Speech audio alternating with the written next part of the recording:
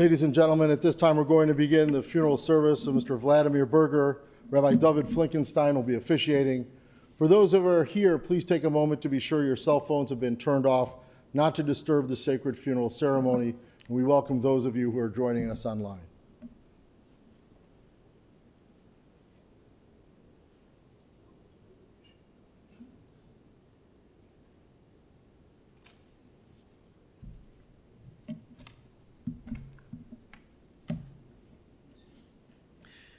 I'd like to first begin with Psalm 23, first in Hebrew, and then afterwards, if you can join me, afterwards in English with Psalm 23. Mizmor LeDavid, Adonai roi lo yachzor, b'nozdesha yarbitzeni, al mei menuchos yinahaleni. Nafshi yeshov v'yancheni magle tzedek leman shemo, gam ki elech begeit samoves lo irero ki ato imodi, shivtecho mishantecho heimo yinachamoni. Ta'aroch lefonai shulchan neged tzoreroi, dishanto v'Hashem roishi koisi revoya, achtov v'chesed didufuni kol yemei chayai, v'shavti beveis Adonai le'orech yamim. Please join me in reciting Psalm 23 together in English. The Lord is my shepherd, I shall not want. He maketh me to lie down in green pastures. He leadeth me beside the still waters. He restoreth my soul. He leadeth me in the paths of righteousness for his name's sake. Yea, though I walk through the valley of the shadow of death, I will fear no evil, for thou art with me.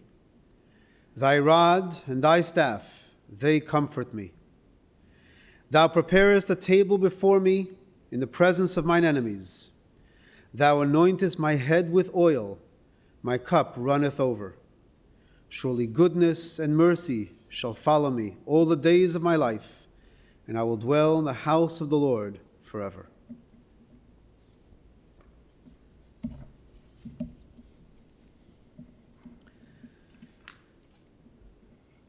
Dear family, friends, those who are joining us virtually,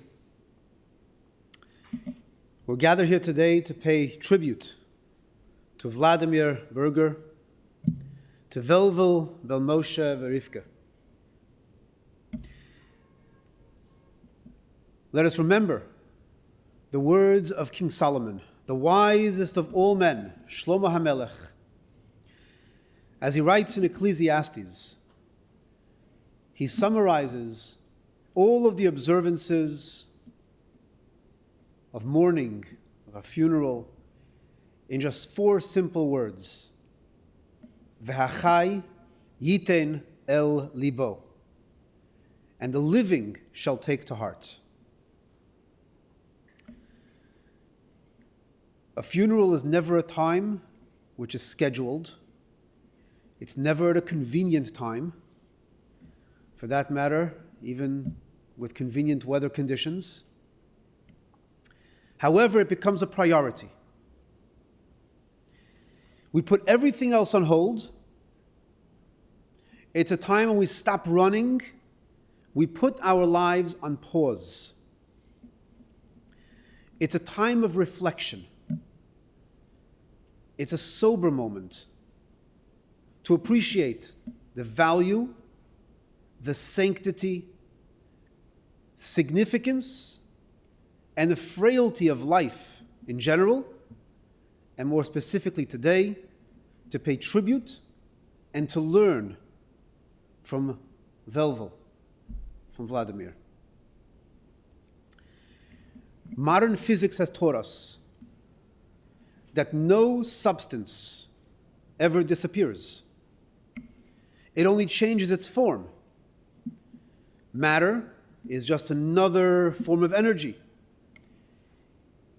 If this is regarding the physical, how much more so when we're talking about life itself, which is spiritual. Real comfort is not when time just goes by and we forget the person, where we minimize the loss. It begins with a paradigm shift. And that paradigm shift is what we're observing today. In English, this is called a funeral. In Hebrew, it's called levaya. Seemingly, they're very similar. However, in a sense, they're opposites. Funeral comes from the Old French, la fin. It's the end. It's the final hurrah, the final event. Levaya means to escort, which implies it's not the end, it's a shift. It's a different stage. It's a different level of life itself, because the neshama, the soul, the essence of life, still continues. So therefore, if the soul continues on a higher form, our relationship changes.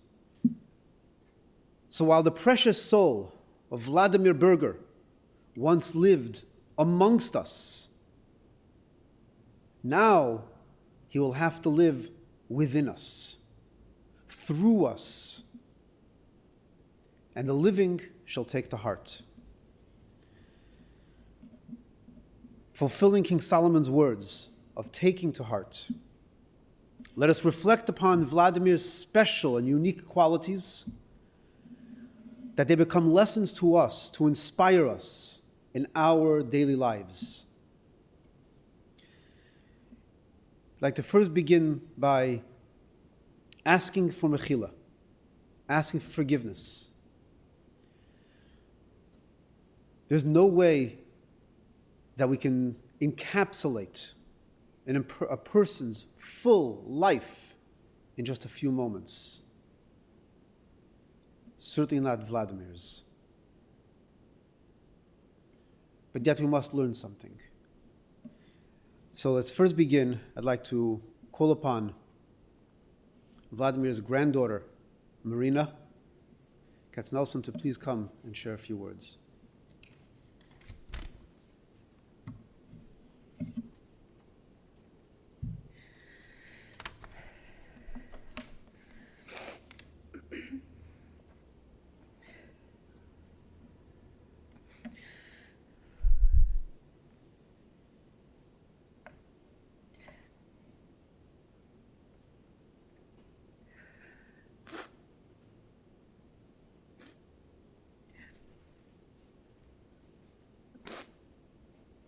There aren't enough words to describe the void now left by my wonderful grandfather's passing. Every time I would call him, he was always happy to hear from me, regardless of what he was dealing with or if he wasn't feeling well. He never let that cloud the tone with which he answered the phone. That was a huge part of who he was. Always there for you, never asking for anything in return. He was funny, smart, loving, and incredibly dependable.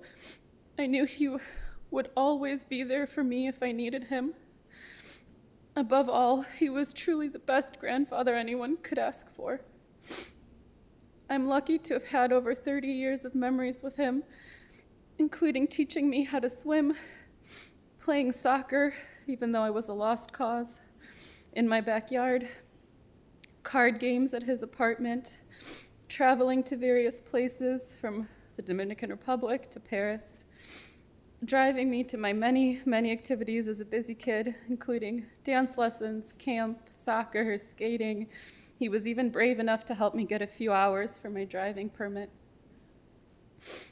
He had a really hard time saying no to me, which was, of course, one of the things I loved about him. Whether it was taking me to Chuck E. Cheese or playing board games with rules I made up, he always humored me. I will cherish memories of the days when he'd come over with a huge bag of food from my great-grandma, or if while watching me after school, he'd inevitably fall asleep on the couch. or the many, many times he'd make me laugh with his phrases and impressions from old movies, even though I'd never seen them. Most of all, I'll miss him calling me my aptichka, my little bird.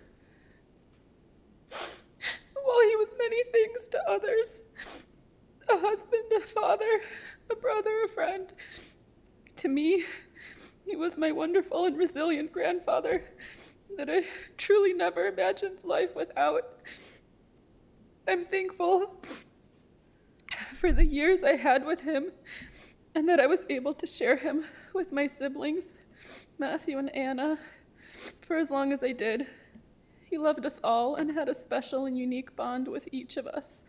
We will all miss him and carry his memory with us forever.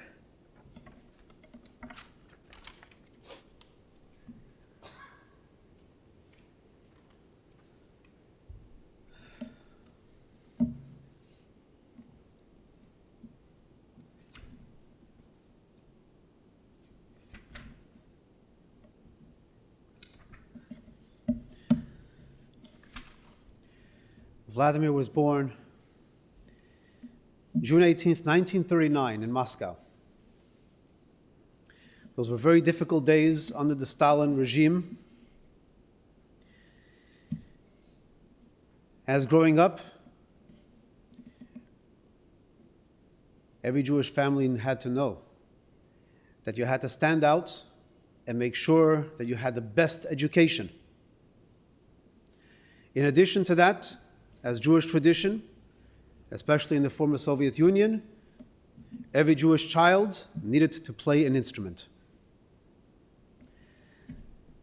And so Vladimir played the violin. And he continued playing.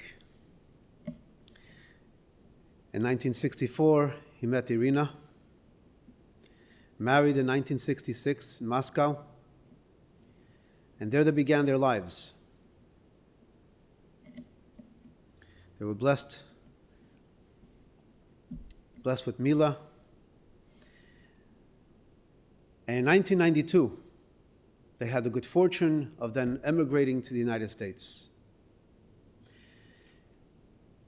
In Soviet Russia, at the time, he was by trade a bridge designer and an engineer.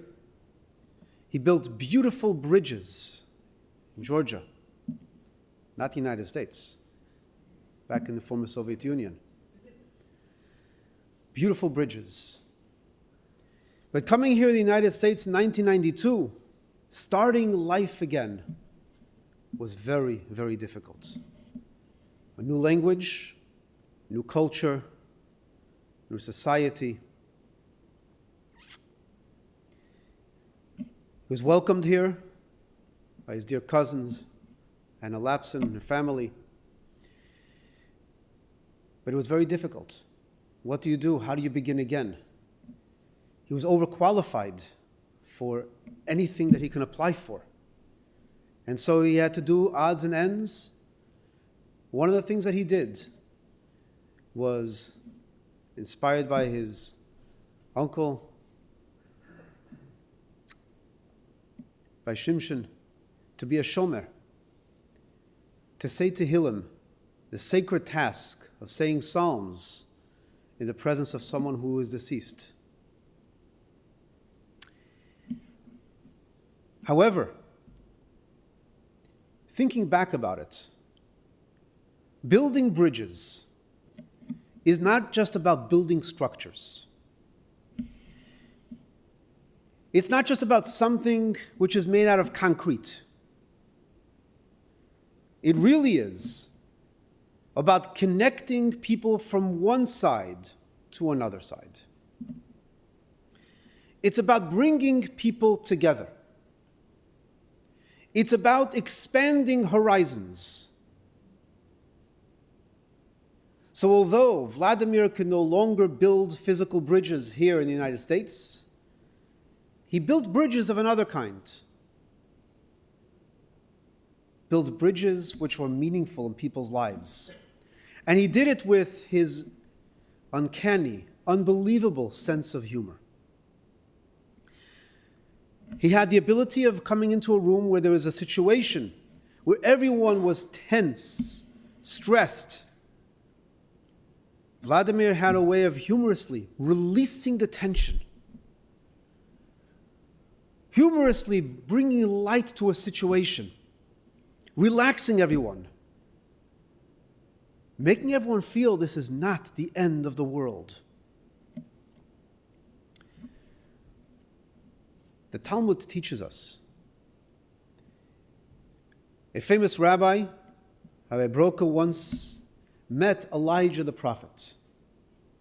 We're right now before celebrating Passover, where we open our doors to Elijah. Elijah is a prophet that comes not only to our Seder table, but great sages throughout history were able to see Elijah. So the Talmud tells us that this great rabbi saw Elijah in a marketplace. Meeting him in this marketplace, he asked, Elijah, is there anyone here who merits the world to come? Maybe learning something from them. So Elijah turned and he says, those two brothers over there. He goes over to the two brothers and he asks them, tell me, what do you do? He wants to learn from them. He says, what is your job? What do you do? He says, us. We're jesters. We're comedians. Then he understood. The ability to bring a smile on someone else's face. This itself is a great merit. This itself is an incredible ability, an incredible thing that we could be virtuous of. As we're celebrating Passover, freedom. At the end of the Haggadah, we say in every generation we are to view ourselves as if we left Egypt. How can we view ourselves as if we left Egypt? Certainly there are people who are suffering today, suffering in the Ukraine. We can be empathetic about them, feel their pain. As Vladimir's mother was originally from Ukraine, from Nikolaev. But at the same time, it also teaches us to break free from our own constraints, from our own limitations, our own Egypts. The greatest lesson we can learn is circumstances do not control us. We must be in control of circumstances. And that's what Vladimir stood for, not only in his own life, but through his ability of making others feel good and happy. He allowed them to break free from a circumstance that was holding them down and breaking free from that circumstance. He fought cancer multiple times. Twice he beat it. And even this last time, he fought it to the very bitter end. Did not allow it to control him in any way. This is something the spirit within him continued to live and connect with others.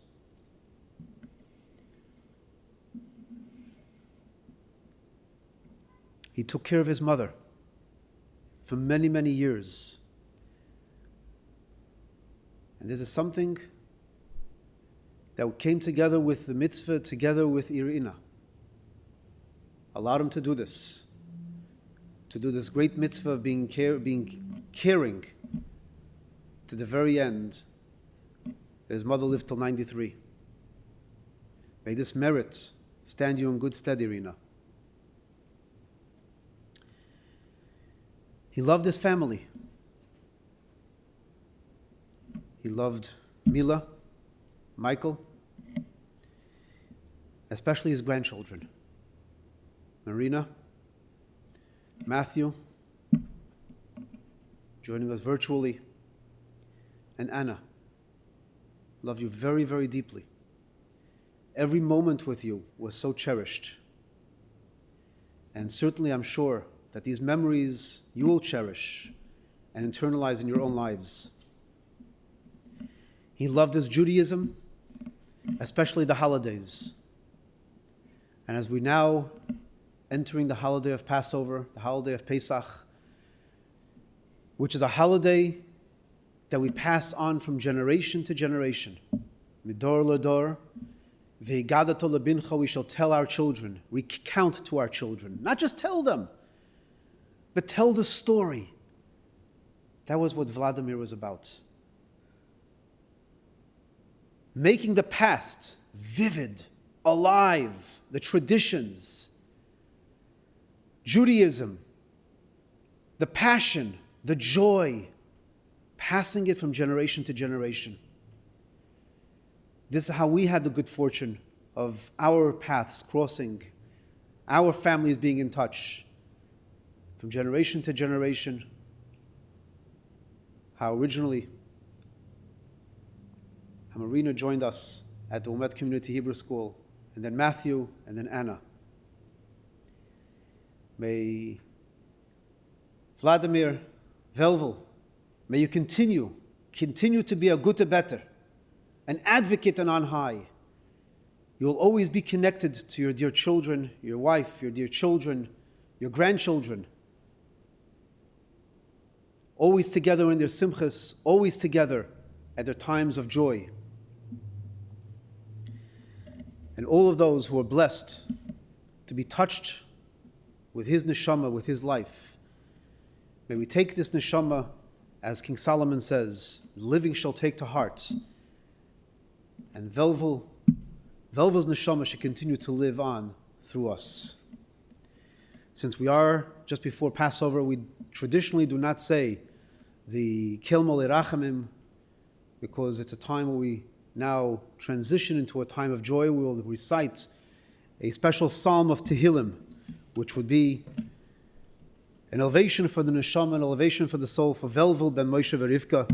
Please rise for Psalm 121. Shir lamalois es enay elahorim yayin yove Ezri. Ezri mi madinoi oise shomayim va'oretz. Al yiten lamet raglecha yonum shemrecha.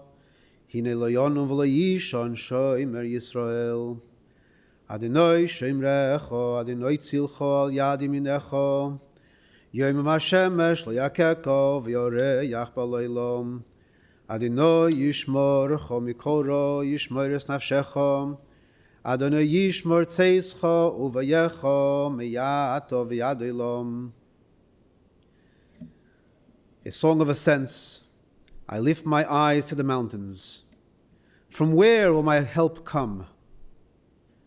My help and salvation comes from the Lord, maker of heaven and earth. God will not let your foot falter. Your guardian will not slumber. Behold, the guardian of Israel neither slumbers nor sleeps. The Lord is your guardian. The Lord is your protection by your right side. By day the sun will not harm you, nor the moon by night. The Lord will guard you from all evil. The Lord will guard your life. The Lord will guard your going and coming for now and forever.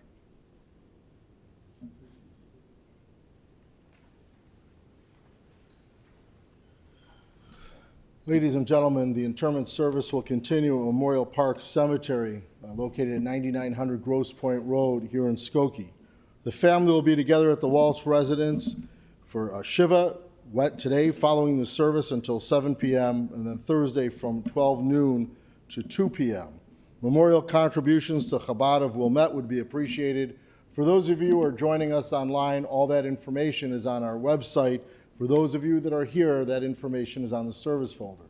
For those of you who will be driving in the funeral procession to the cemetery, the procession will be forming in our parking lot. Please obtain an orange safety funeral sticker to place on the right-hand side of your windshield. Have your bright lights and hazard lights on at all times.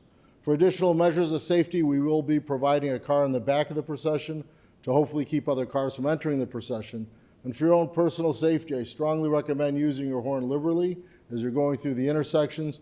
Please do not speak or text on your cellular phone while driving to a cemetery. This time, I invite everyone to please rise and stand in place as we escort the casket of Vladimir Birger from the chapel. Then you may return to your cars.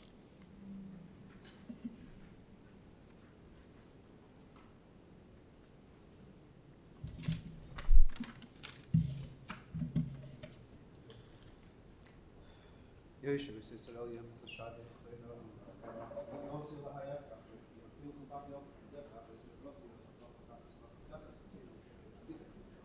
the back by the